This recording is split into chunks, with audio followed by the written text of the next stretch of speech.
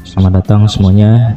Kenalin, nama gue Randy. Di sini gue mau menampilkan demo aplikasi ataupun sekaligus mempromosikan aplikasi yang udah gue buat. Jadi aplikasinya itu aplikasi pos, yang dimana memang aplikasi pos sendirian memang udah banyak di luar sana. Jadi mungkin ada beberapa perbedaan lah untuk aplikasi pos gue yang gue buat ini dengan aplikasi pos lain. Ya, untuk aplikasi pos contohnya yang udah terkenal itu kan seperti Moka, itu kan udah banyak juga dipakai di beberapa usaha kafe ataupun F&B ya. Oke, langsung aja ini kita masuk ke tampilan awal. Kita masuk dulu sebagai super admin. ini gue sekaligus mempromosikan lah aplikasi yang udah gue buat. Jadi nanti kalau misalnya setelah kalian nonton video ini kalian berminat untuk link pembeliannya, bisa nanti gue cantumin di deskripsi di bawah ya.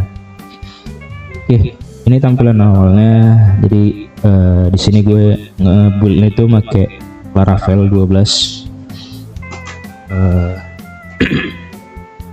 Untuk template layoutnya itu gue pakai base dari Metronic ya. Jadi gue itu setiap kali nge-build aplikasi memang pakai template Metronic. Jadi gue buat base nya dulu. Ini gue pakai template yang nomor berapa gitu kalau nggak salah. Oke, di sini di halaman dashboard bisa kalian lihat ada statistik informasi yang dimana menampilkan card information lah.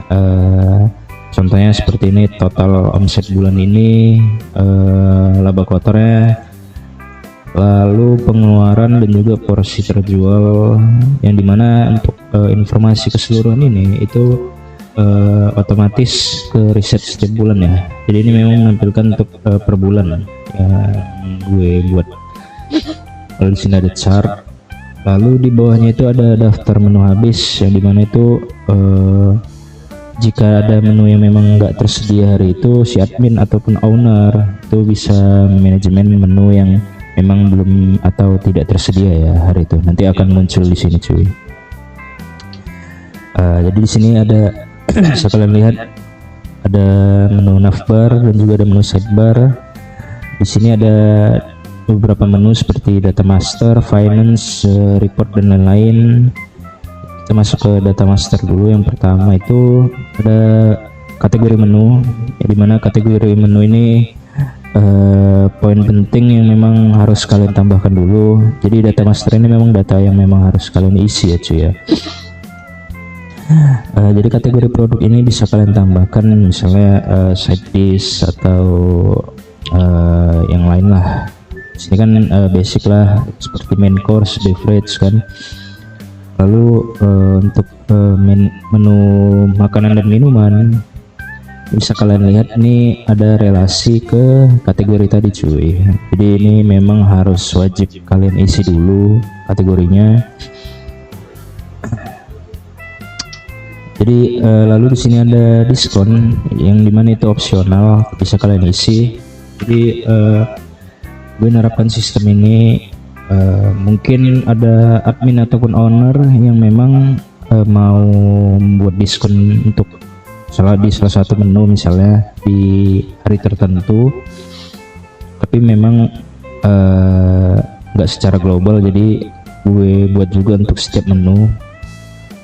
Lalu bedanya untuk menu promo dan diskon ini apa cuy?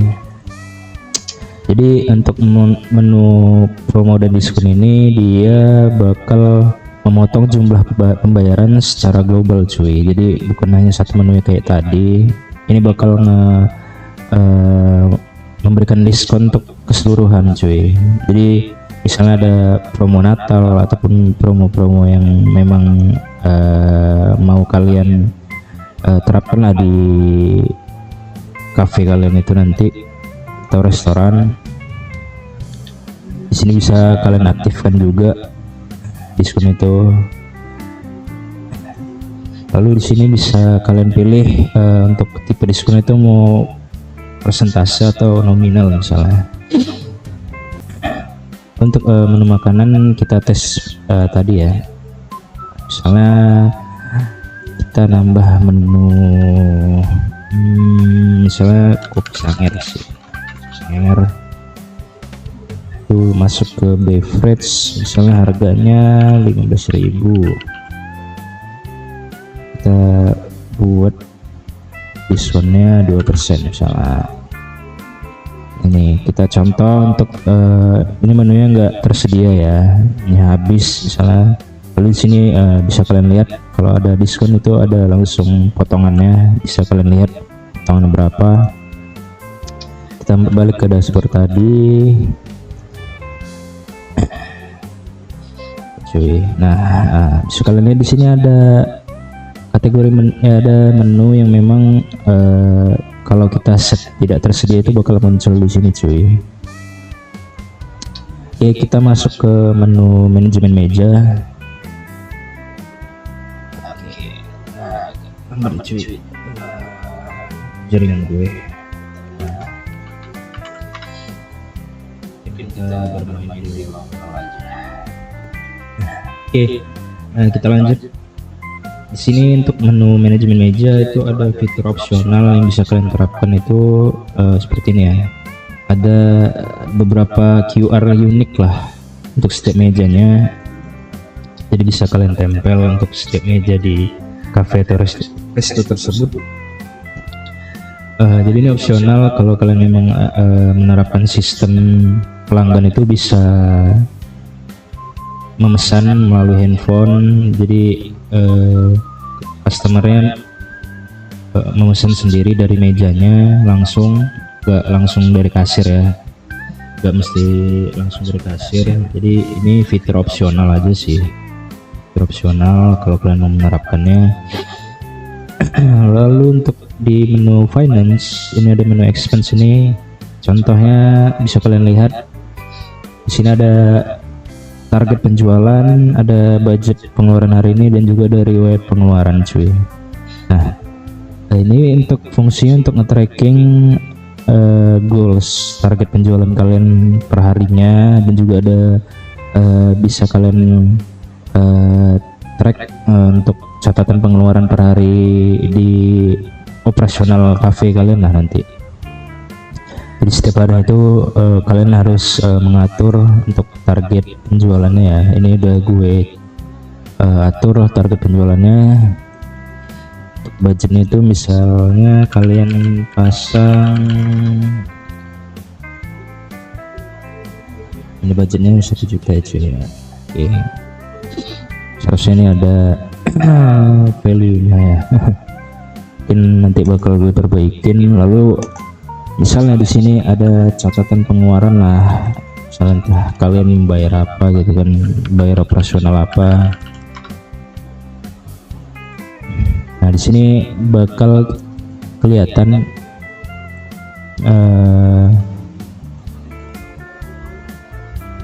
berapa pengeluaran harian kalian, dan juga progres, ada progress bar sih yang bisa disebut ya. Jadi terpakai berapa persen dari budget yang udah kalian set. Di sini juga bakal muncul ya cuy. Oke, kita ke report, tapi sebelum ke report kita skip aja dulu. Di sini ada resource. Jadi resource itu bisa kalian tambah ya. Untuk admin nanti mungkin bakal bisa nambahin untuk bagian kasir ataupun bagian kitchen. Jadi mereka punya akun sendiri, karena di sini udah gue set untuk role manajemen itu gue pakai seperti permission dari Laravel, package Laravel. Jadi role itu bisa kalian atur. Si kitchen ini bisa ngapain aja gitu kan. Ini udah kalian lihat, dia cuma bisa melihat dashboard, melihat menu dapur dan juga menu antrian cuy. Jadi menu antrian itu bakal gue bahas juga nanti karena itu opsional. Nah di sini nge-generate permission, jadi fungsinya itu sesuai dari codingan sih. Jadi bisa kalian lihat ya di rootsnya itu nanti jika kalian ada ngebuat root baru, seharusnya itu bakal muncul di sini ya cuy ya, di bagian role-nya. Tapi kalau memang kalian merasa rootsnya itu belum muncul, kalian tinggal nge-generate aja. Jadi dia bakal nge-generate ulang dan menambahkan roots yang kalian tambahkan tadi cuy. Nah untuk log activity-nya itu di sini di menu ini, jadi nanti bakal nge-track dia aktivitasnya ngapain aja selain login dan logout tuh. Nah bisa kalian lihat di sini dia mengatur budget dan target penjualan cuy. Terus dia menambahkan pengeluaran ya di sini. Terus ID usernya juga kelihatan dia siapa yang melakukan aktivitas tersebut. Jadi untuk admin atau owner bisa nge-tracking lah log activity yang terjadi ya. Kita masuk ke menu kasir. Jadi di awal itu memang mungkin di cafe itu ada fitur untuk shift ya. Nah, jadi di sini shiftnya harus dibuka dulu saat masuk ke menu kasir. Misalnya modal uang kembalian di lacinya itu 500.000. Nah kalian bisa ngebuka kasirnya tadi. Nah sini bisa kalian lihat kalau kalian udah ngebuka shiftnya, jadi kalian bisa nutup shiftnya juga. Lalu untuk di menu kasir ini ada menampilkan meja-meja yang udah kalian masukkan di sini cuy. Jadi kalau misalnya ada meja baru yang kalian tambahkan, misalnya VIP 01 dimana itu kapasitasnya 2 orang. Nah di sini nambah, kalau kalian refresh itu bakal muncul di sini cuy. Nah, jadi oke, misalnya kalian klik ini untuk kasir ya. Jadi misalnya ada pelanggan datang, dia mau tipe pesanannya apa, misalnya dine in, take away, atau reservasi. Nanti misalnya ada fitur yang memang ada pelanggan yang bisa ngebooking, kalian bisa langsung ngebuat reservasi di sini. Kita contohkan aja, misalnya dia dine in ya cuy ya. Nah di sini ada kategori yang memang muncul ya cuy ya. Nah jadi alasannya kenapa ada kategori itu, jadi bisa ngefilter cuy, menampilkan menu-menu yang memang sesuai kategori itu. Nah untuk kategori untuk menu makanan yang nggak muncul tadi kan nggak muncul tuh di sini. Jadi coba kita tes, kita tampilkan untuk kopi Sanggar tadi ya. Ini udah tersedia cuy ya. Jadi kalau kita refresh, dia bakal muncul cuy di sini. Bisa melihat ada badge untuk diskon ya cuy ya, yang udah kita buat tadi. Jadi misalnya kita klik, oke, ini masih loading ya cuy ya, bentar.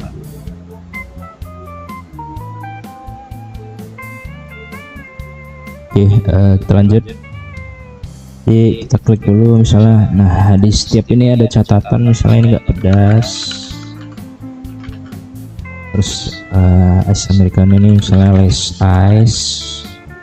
Nah di sini ada promo, ada drop down untuk memilih promo ya cuy yang udah kalian buat tadi. Jadi misalnya bisa kalian lihat di sini untuk pajak itu bisa kalian atur di sini ya cuy ya. Untuk awal itu bisa kalian atur di tombol gear ini, setting. Jadi mungkin ini bakal harus kalian setting dulu kalau nggak mau ada muncul error ketika pencetakan stroke. Jadi nama tokonya harus kalian set dulu. Terus ini pajak restorannya, misalnya mau kalian set angka berapa, atau misalnya di cafe atau resto kalian itu tidak ada pajak, misalnya kalian buat 0 aja. Misalnya kita pilih nih promonya. Nah di sini kelihatan diskon promonya itu dari subtotalnya itu bakal dipotong ya cuy ya. Nih dia bakal ngepotong dari subtotalnya. Jadi dia ada diskon. Gue nggak tahu untuk diskon ini apakah memang betul dia ngekat dari subtotal atau grand total. Cuman kalau memang nanti dia harusnya memotong dari grand total, nanti bakal gue fix. Di sini misalnya kita tes, kita bayar. Nah di sini dia ada fitur untuk pay later, maksudnya bukan pay later kayak yang di Shopee itu cuy, maksudnya dia bayarnya nanti ketika dia udah selesai, ketika dia udah mau check out lah, misalnya udah mau keluar lah, terus atau mau langsung bayar, bisa ada fitur untuk tunai, cash, dan juga QRIS. Jadi misalnya ini kita bayar nanti ya cuy ya. Oke, nah di sini ada keterangan meja 01 ini belum bayar cuy, jadi kalaupun kalian kosongkan meja ini, ya itu gagal cuy, seharusnya nanti ada validasi ya. Oke, kita masuk ke dapur. Di dapur ini nanti bisa kalian lihat di sini ada tab yang lagi dibuat dan juga ada yang selesai. Nah di sini mungkin di display monitoring di kitchen nanti, mana tahu nanti di kitchen kalian ada perangkat yang memang bisa monitoring pesanan yang masuk. Jadi orang kitchen itu bisa melihat beberapa menu yang memang lagi berjalan ya cuy ya, pesanan yang lagi berjalan. Nah di sini juga ada keterangan yang muncul yang kita buat tadi. Jadi si bagian kitchen itu bisa tahu cuy. Misalnya ini kita ada tombol batch-nya juga, tombol bulk untuk proses. Nah oke, kalau udah selesai dia masuk ke tab ini cuy. Nah sebenarnya tadi kalau kalian menyelesaikan pesanan ini tadi, itu bakal ada fitur opsional sih, fitur opsional yang memang yaitu muncul di sini kalau nggak salah. Gue lupa routingannya. Di sini salah. Nah di sini itu ada fitur opsional, jadi kalian bisa ada mungkin sistemnya antrian. Jadi sistem antrian itu kalian bisa, nah di sini mungkin nanti ada menu kios. Jadi menu kiosnya itu mungkin di cafe atau resto kalian itu sistemnya tiket antrian ya. Jadi nanti mungkin ada device yang menampilkan kios ini. Jadi si tugasnya itu bakal untuk ngebuat mencetak nomor antrian lah untuk pelanggannya gitu. Nanti nomor antrian itu bakal masuk ke sini cuy. Jadi misalnya kita coba 2 orang, nah A001 ya cuy ya. Nah di sini bakal muncul cuy antrianan yang baru, yang daftar tunggu tadi. Nah untuk live displaynya ini, kalau memang kalian aktifkan, itu seharusnya ketika dia menyelesaikan pesanan itu bakal terpanggil cuy, kayak pesanan meja berapa atas nama siapa itu terpanggil cuy. Nah di menu sini juga, di menu antrian bisa kalian lihat. Nah di sini ada nomor antrian yang baru muncul tadi cuy, yang baru kalian ambil. Jadi bisa kalian panggil actionnya. Jadi nanti nomor antrian A0-0-1 atas nama Ramza. Silakan menuju meja resepsionis. Oke. Kenapa soundnya kayak gitu? Karena gue make Brave cuy. Jadi kalau pakai Google Chrome itu dia bahasa Indonesia cuy. Oke, di sini kalau kalian lihat di menu live-nya itu bakal terpanggil gini cuy. Nah tapi untuk syarat supaya soundnya itu terpanggil, itu kalian harus mengaktifkan live display-nya ini cuy. Oke, kita skip aja ya, karena itu fitur opsional sih. Fitur opsional kalau yang memang sistem cafe resto itu menggunakan tiket cuy. Nah, oke, di sini kita cek. Nah, di sini bisa kalian lihat keterangan kalau memang pesanan itu sudah diselesaikan cuy sama orang kitchennya.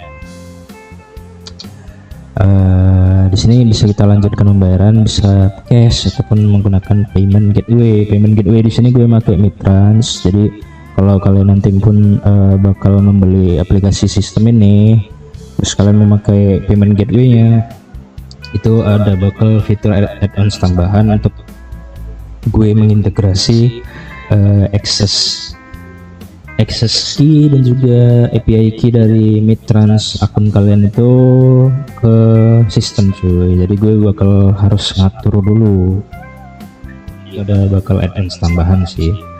Jadi mungkin kalau kalian memang nggak mau payment gateway-nya, nanti bakal gue buat untuk versi yang memang menu ini nggak muncul cuy. Kita coba untuk cash aja sih, kita langsung cash aja 2000 misalnya. Nah, ini udah lunas ya cuy ya, menggunakan cash tadi ya. Cash tadi udah lunas. Jadi mungkin ada video yang gue cut tadi karena payment gateway-nya masih error cuy, masih error. Bakal gue fix dulu. Lalu di sini barulah kalian bisa mengosongkan meja cuy. Nah, untuk di shift, kalaupun kalian mau nutup shiftnya dengan keadaan ada meja yang masih belum bayar ataupun meja yang belum dikosongkan, itu kalian nggak bisa cuy. Nah, nih masih ada satu pesanan yang belum bayar atau meja yang belum dikosongkan cuy. Nah, jadi setiap petugas yang shiftnya sedang berjalan dan ingin selesai, itu diusahakan meja-mejanya itu dilunaskan dulu, di close dulu lah. Nah, nih bisa kalian kosongkan dulu mejanya, barulah kalian bisa menutup shift kalian cuy. Nah, di sini bisa kalian cek untuk uang fisiknya ada berapa dari modal awal. Uang kembalian di laci kalian itu kan tadi 500.000, misalnya udah ada kembalian entah berapa gitu kan, misalnya ada lebih atau malah minus, itu bisa kalian lihat di sini cuy, bisa kalian pantau ya. Kalian tutup shiftnya, oke, selesai. Kalau kalian mau masuk ke menu kasir lagi tadi, kalian bisa masuk ke kalian harus ngebuka lagi shiftnya. Nah, untuk reportnya itu standar sih kayak gini doang. Di gue ada ngefilter dia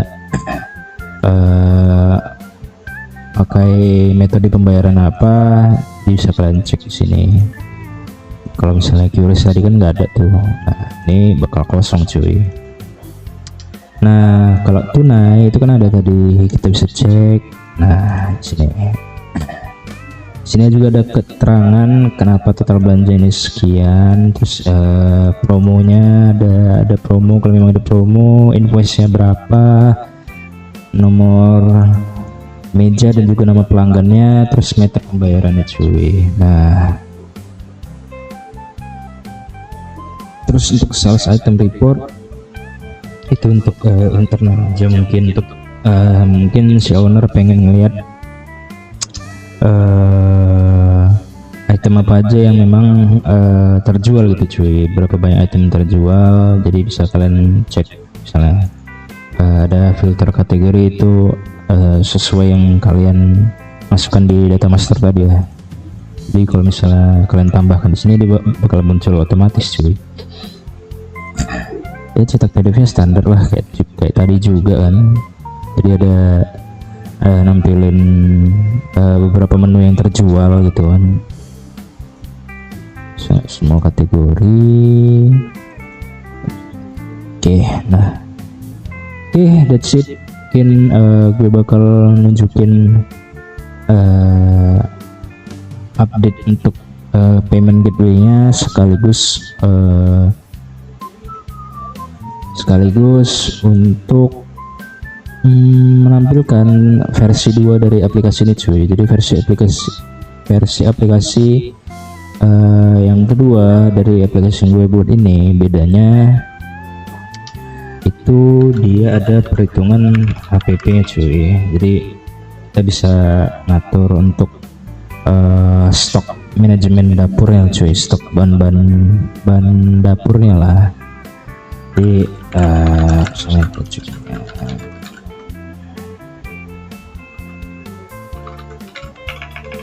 oke, di sini masih loading. Oh, oke. Kita masuk coba. Oke, nah agak lambat cuy ya.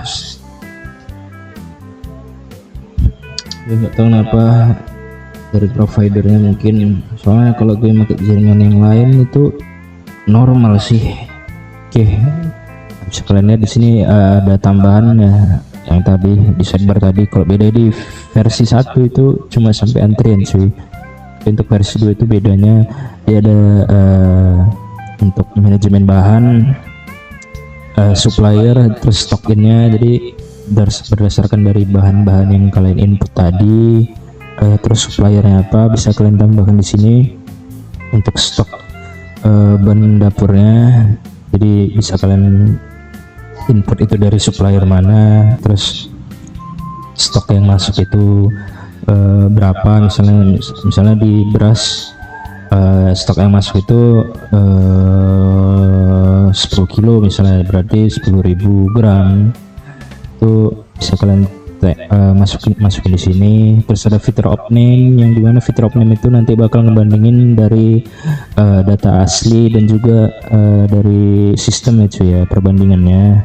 Jadi kalau misalnya di sistem itu misalnya berasnya itu sisa 4 kilo, tapi kenyataan di realnya itu hanya sisa 3 kilo cuy. Jadi bisa kalian sesuaikan di stok opening ini. Jadi di stok opening ini nanti bakal nge-update bahan stok ini yang tadi sesuai data real yang di dapur kalian. Tapi di halaman opening ini juga ada riwayatnya, nanti bakal kelihatan kalau memang ada perubahan dan juga perbandingan stok antara stok si beras tadi cuy. Nah, mungkin nanti lebih detail gue bakal buat video selanjutnya yang menjelaskan versi 2 dari aplikasi gue ini. Lalu untuk ngetes payment gateway tadi yang masih error ya cuy ya. Oke, mungkin itu aja. See you next time. Thank you guys for watching.